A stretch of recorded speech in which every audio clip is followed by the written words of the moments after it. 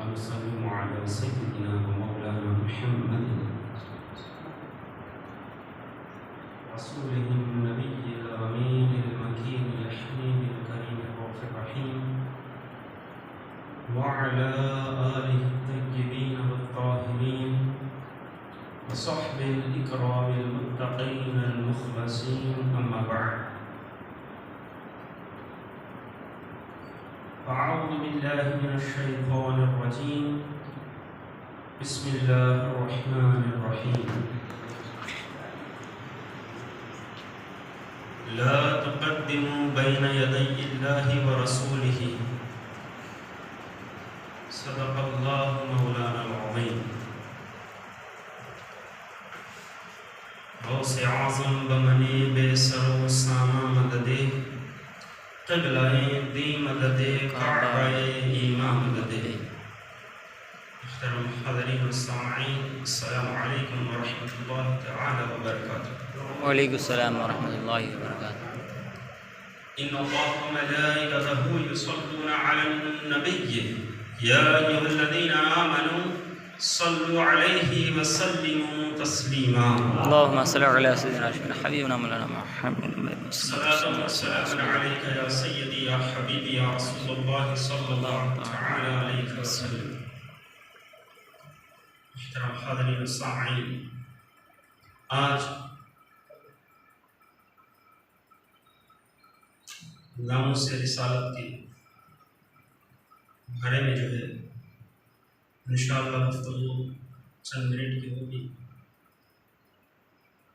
جس پر سب سے پہلے آج جو مسلمانوں کی حالات ساری دنیا کے اندر ہو چکی ہے اور ہو رہی ہے، ہونے والی ہے، اس کی اصل وجہ کیا ہے؟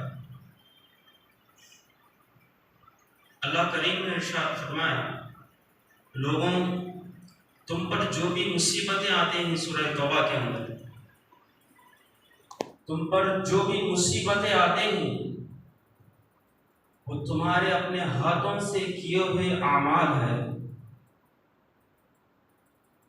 تو آج جو مسلمانوں کا حال یہاں تک آ گزرا ہے کہ مسلمانوں کے نبی علیہ السلام کی ذات مقدسہ پر جو ہے آج انگلیاں اٹھا رہے ہیں.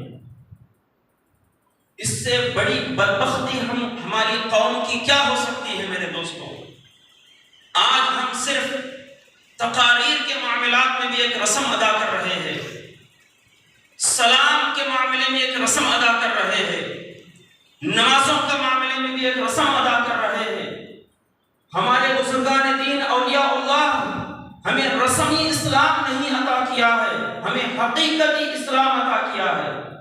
آج ہمارے اندر اسلام کی حقیقت مر گئی ہے.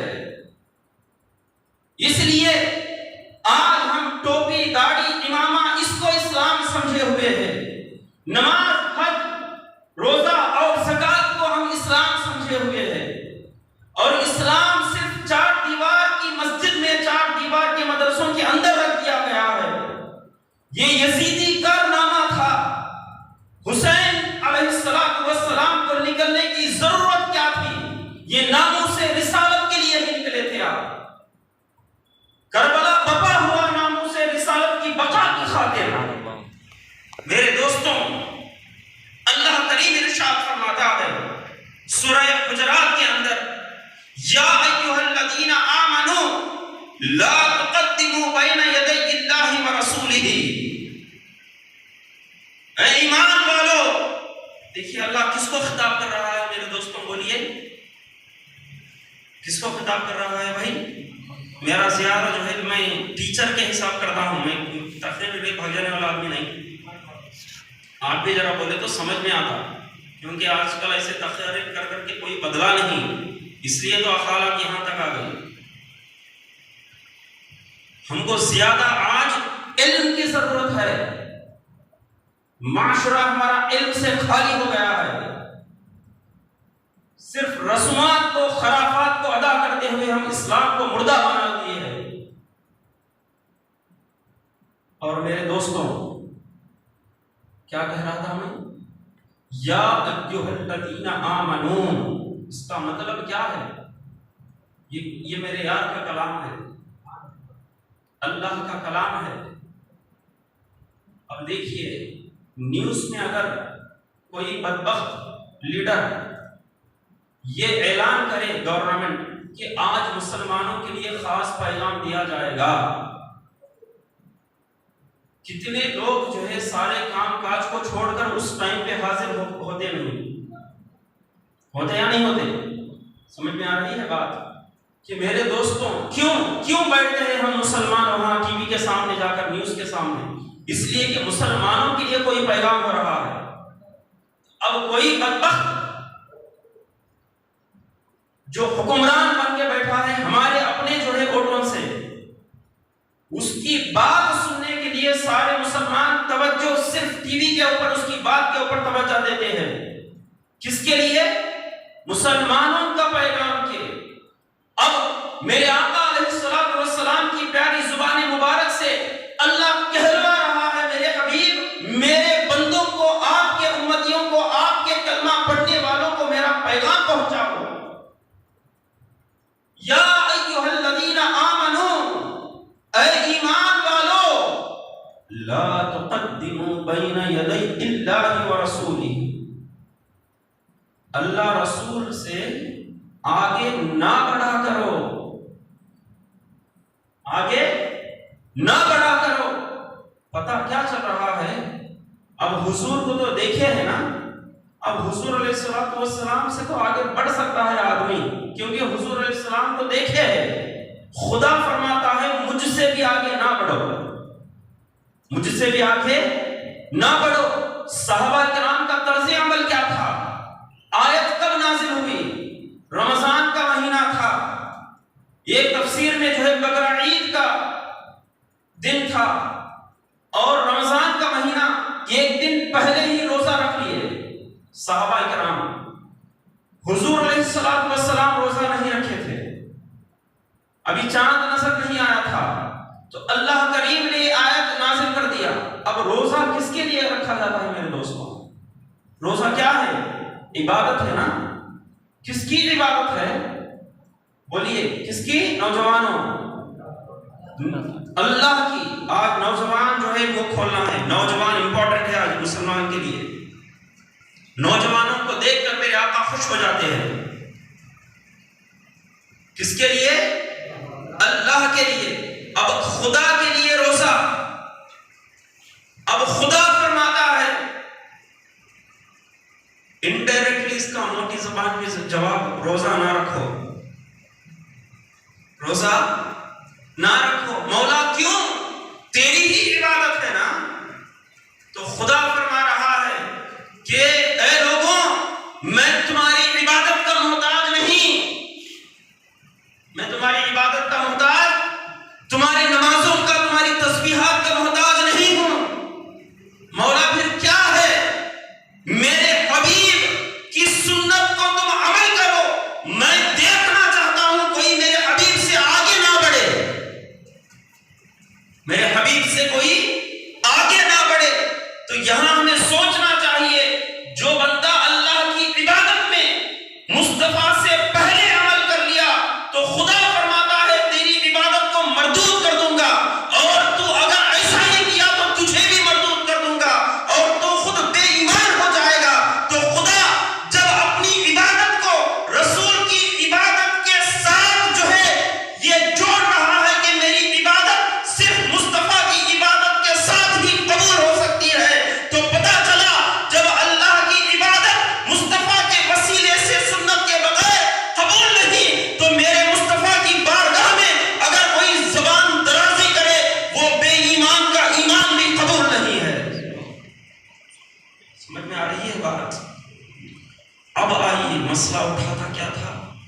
یہ معراج کا واقعہ تو چھوڑ دو، کیونکہ معراج کے واقعے میں اس وقت کی کافر بھی مکے کے اندر اعتراض کرے تھے، ابو جہل کرا تھا، ابو لہب کرا تھا. اب اس کے بعد دوسرا اعتراض کیا تھا؟ وہ جو بدبختی کی ہے نا، دوسرا اعتراض کیا تھا؟ اس کی بھی ہمیں ضرورت نہیں. یہ کیوں؟ یہ دونوں چیزیں کافروں کو سمجھ میں نہیں آتی. تیسرا اعتراض جو ہے شادی کا تھا، نکاح کا تھا. اب یہاں دیکھیے میرے دوستوں، یہ بہت ہی امپورٹنٹ مسئلہ ہے، کیونکہ اگر وہ لوگ، ان کی سازش ایک ہے، کیونکہ ہم لوگ حدیث وغیرہ نہیں پڑھتے نا، وہ لوگ سب پڑھتے ہیں ہمیں خراب کرنے کے لیے، لیکن ہم اچھا ہونے کے لیے بھی حدیث نہیں پڑھتے اور قرآن نہیں پڑھتے. دیکھو، اگر کوئی غیر مسلم اس کے اپنے جھوٹے معبودوں کو گالی دے، جھوٹے معبودوں کو گالی دے، تو اس کی گالی دینے سے وہ ان کے حساب سے بے ایمان نہیں ہوتا. سمجھ میں آنی بات؟ اگر وہ گالی دینے سے ان کے حساب میں بے ایمان، اگر وہ ان کے جھوٹے خداؤں کو گالی دے تو وہ بے ایمان نہیں ہوتا. سمجھ میں آ رہا؟ اب ہمارا نوجوان جوش سے تو کام کرتا ہے لیکن کبھی ہوش نہیں ہے. اس لیے دوستوں، ہوش کے لیے علم ہونا ہے. آپ علماء کی صحبت میں زیادہ رہو، خاص کر نوجوان. تو دیکھیے، اب وہی کام مسلمان کرا، ذالک الکتاب لا ریب فیہ. کیا ہے؟ ایمان ہی کیا ہے؟ جس کے اندر شک ہی نہیں. ایمان کس کا نام ہے؟ غیب پر ایمان لانے کا کام. ایمان غیب پر ہوتا ہے. سمجھ میں آ رہی بات؟ تو جو چیز یہاں ہمارے لیے شک کس کے اوپر؟ اللہ اور اس کے رسول کی ذات پر، اور جو عقائد اسلام ہے اس پر، ایمان مجمل جتنے بھی عقائد ہے ان چیزوں پر. اگر کوئی جو ہے اس پر، ایمان مفصل پر، جو فرشتے ہیں، قبر کا عذاب ہے، قیامت کا دن ہے، سمجھ میں آ رہی ہے بات؟ کتابوں پر، رسولوں پر، خدا کی ذات پر، اگر اس پر اگر کوئی شخص شک کرا، شک کرتے ہی وہ دائرہ اسلام سے خارج ہو جائے گا. سمجھ میں آ رہا؟ منہ سے بولنے کی ضرورت نہیں ہے، شک کرنے سے بے ایمان ہو جائے گا. کیوں؟ یہ اسلام کی اصل ہے. یہ عقائد اسلام کی بنیادی چیزیں ہیں، یا قرآن اور حدیث سے ثابت کیے ہوئے چیزیں ہیں. اب کافر سوچتا کیا ہے معلوم؟ تو لاکھ گالی دے میرے اپنے جھوٹے معبود کو، لیکن میرا کوئی ہوتا نہیں. میرا مقصد ہے تجھے کافر بنانا. میرا مقصد کیا ہے؟ تجھے کافر بنانا. تو کوئی شخص، یہ برٹش کے لوگوں کی چال تھی، کوئی شخص جو ہے ڈائریکٹ بولتا نہیں کہ تو نبی کو نہ مان، تیرے نبی نے ایسے ایسے سے کام کیا ہے. کوئی بولتا نہیں. بس یہ چیز، جو چیز شک میں مبتلا کرنے والی ہے آج کے نوجوانوں کو، خاص کر اسٹوڈنٹس جو کالج کو جا رہے ہیں، اسکولز پڑھ رہے ہیں، تو ان لوگوں کو شک میں ڈالنے کے لیے ایسی چیز کو چنا جاتا ہے کہ جو عقل میں سمجھ میں نہیں آتا. اس لیے آج نکاح کا مسئلہ چن لیا انہوں نے. ہو بھائی، ایسا کیسا ہو سکتا ہے؟ کیونکہ ہمارے جو نکاح ہے نا، ہم جو نکاح کرتے ہیں 90% ہمارے اندر ہندوؤں کے رسومات ہیں. اس لیے ہم کو اپنے نکاحوں کی کوئی قانون اسلام سمجھ میں ہی نہیں آتا. اس کو یاد رکھ لیجیے، 90% ہمارے نکاحوں میں غیر مسلموں کے رسومات داخل ہو گئے ہیں. اب دیکھیے، نکاح کوسے ایج میں ہوتا ہے، کوسے ایج میں نہیں ہوتا. آپ کو معلوم ہے امریکہ کے اندر نکاح کی جو ایج ہے وہ 16 ایئرس ہے. انڈیا کے اندر 18 ایئرس ہے. پاکستان میں بھی 18 ایئرس ہے. آپ چائنا میں جائیے 21 ایئرس ہے عورت بچی کو. سمجھ میں آ رہا؟ آپ جرمنی میں چلے جائیے، وہاں الگ ہے. آپ ادھر کینیڈا چلے جائیے، وہاں 12 سال ہی ہے. یہ قانون گورنمنٹ کا ہے. سمجھ میں آ رہا؟ اور ہمارا ایمان کس پر ہے؟ گورنمنٹ پر ہے یا رسول خدا کی ذات پر ہے؟ سمجھ میں آتی ہے بات؟ اب اسلام کا قانون ہے اگر بچی 2 سال کی بھی ہو 1 سال کی بھی ہو نکاح ہو جاتا ہے، نکاح ہو جاتا ہے۔ اور آج کی سائنس ثابت کرتی ہے بچی 9 سال میں جو ہے بالغہ ہو جاتی ہے۔ میں آپ کو سناؤں حیرت انگیز بات، ہماری تاڑ بدل کیجیے۔ گورنمنٹ ہاسپٹل میں میرے خیال سے عبداللہ صاحب ابھی تھے 4 یا 5 مہینے کے بعد پہلے کی 12 سال کی بچے کو جنی، ہاں جی 7 یا 8 سال پڑھتی تھی بچی، 8 کلاس پڑھتی تھی یہاں بھائی ہمارے ہاسپٹل میں 12 سال کی بچے کو جنی۔ سمجھ میں آ رہی بات؟ اب ان کا اٹیک کس پر ہے معلوم؟ اعتراض پر نہیں۔ کیوں؟ اس وقت کے عرب کے کافر بھی جو ہے یہ شادی کرنے سے اعتراض نہیں کرے تھے، ان کا مقصد اعتراض نہیں، مسلمانوں کو شک میں ڈال کے کافر بنانا ہے۔ سمجھ میں آ رہا؟ اب دیکھیے میرے آقا علیہ الصلوۃ والسلام نکاح فرمائے، اس میں 3 بس آخری بات ہے، یہ مین چیزاں ہیں، 3 چیزوں کی جو ہے اس کے اندر حکمت تھی۔ یہ جو ہے تبلیغی حکمت تھی، کیا تھی؟ اما خدیجہ الکبریٰ سلام اللہ تعالی علیہا کو نکاح فرمایا، اس کی وجہ کیا تھی؟ آپ کا بہت بڑا قبیلہ تھا اور آپ ان کے قبیلے میں بہت عزت اور باعظمت خاتون تھی، اور آپ کا اس وقت ہی دور جاہلیت میں ہی آپ کا لقب طاہرہ تھا، آپ کا لقب طاہرہ تھا، تو لوگ آپ کو طاہرہ یعنی پاکیزہ عورت کہہ کر خطاب کرتے تھے، اور بہت سارے افسر بڑے بڑے سوگار جو ہے آپ سے نکاح کرنے کی خواہش کرتے تھے، لیکن آپ نے قبول نہیں کیا، اور آپ بیوہ تھی۔ اس وقت کے معاشرے کے اندر بیوہ کو، آج جو ہمارے اندر بھی ہے نا ہندوؤں کا طریقہ، بیوہ کو منحوس سمجھا جاتا تھا۔ میرے مصطفیٰ آئے، یہاں تبلیغی مقصد بھی تھا اور بیوہ کو سہاگن بنانا بھی تھا۔ سمجھ میں آ رہی بات؟ تو بیوہ اگر تمہاری نگاہوں میں منحوس ہے تو اس کو سہاگن بنا ڈالو، یہ میرے مصطفیٰ کا پیغام تھا۔ میرے امتیوں، اگر کوئی بیوہ کو کسی کلچر کے اندر جو ہے منحوس سمجھا جاتا ہے، تم اس کو میری سنت سمجھ کر سہاگن بنا ڈالو۔ اور حضرت خدیجہ الکبریٰ، اس سے بہت بڑے پہلو ہے، ٹائم نہیں میں کیا، اب تبلیغی مقصد کیا تھا؟ وہ ایسی خاتون آپ کے جو ہے خاندان میں تھی، آپ کی بات کو ہر آدمی مانتا تھا، اس لیے آپ کو جیسا ہی میرے مصطفیٰ علیہ السلام غار حرا سے وحی سنائے تو آپ فوراً اپنے چچا زاد وحی کے پاس چلے گئے۔ سمجھ میں آ رہی بات؟ تو انہوں نے بھی جو ہے اس کی تصدیق کی، اور وہ بھی جو ہے حضور علیہ الصلوۃ والسلام کے ذات اقدس کے بارے میں بہت بڑا جو ہے اعلان کیا۔ اور اس کے بعد دوسرا مقصد تھا کفالتی مقصد، کیا تھا؟ ایک تبلیغی، اسلام کی تبلیغ کرنا۔ اب حضور علیہ الصلوۃ والسلام خود فرماتے ہیں میں خدیجہ کو کبھی نہیں بھول سکتا، اس لیے کہ مجھے اس وقت بھی انہوں اتنا ساتھ دیے جب سارا مکے کی سوسائٹی میری دشمن بن گئی تھی۔